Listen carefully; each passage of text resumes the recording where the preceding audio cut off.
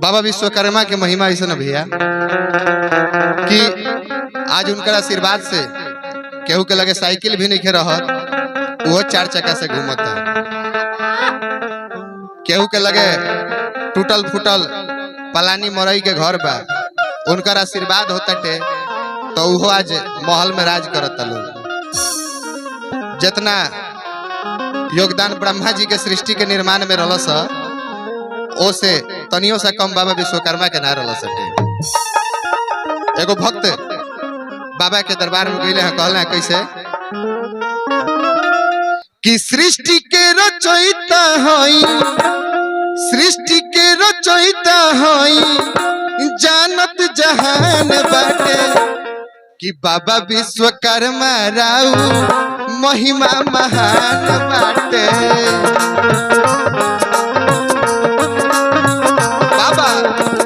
बाबा विश्वकर्मा राउ महिमा महान बाटे।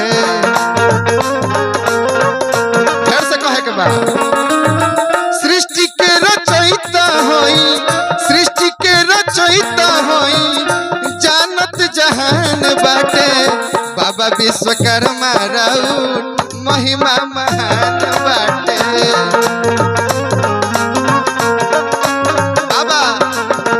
बाबा विश्वकर्मा राउर महिमा महान बाटे।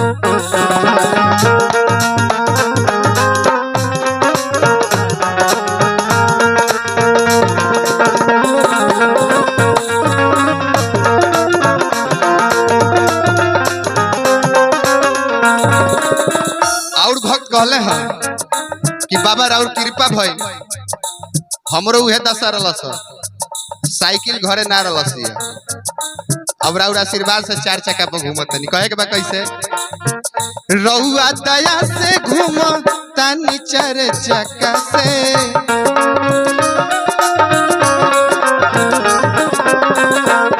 और का घर रहे मरई जमन हो गइल पक्का से।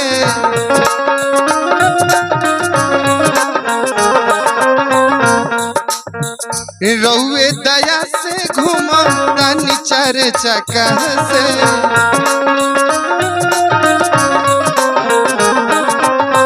घर रहे मरई जमन हो गइल पक्का से।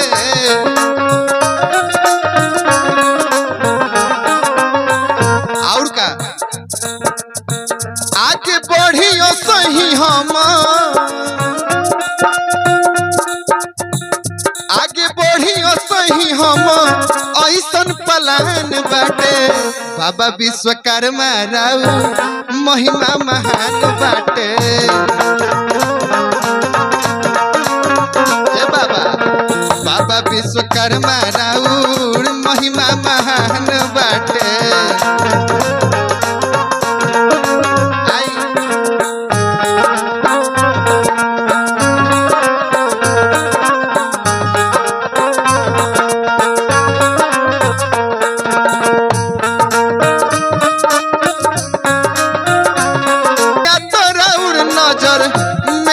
समान बाटे बाबा विश्वकर्मा राउ महिमा महान बाटे।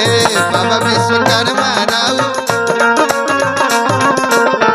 बाबा विश्वकर्मा राउ महिमा महान बाटे।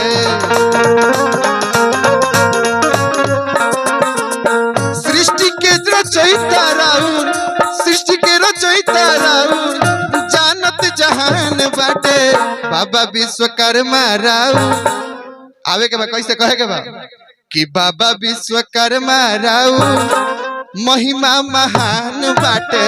बाबा विश्वकर्मा राउ महिमा महान बाटे।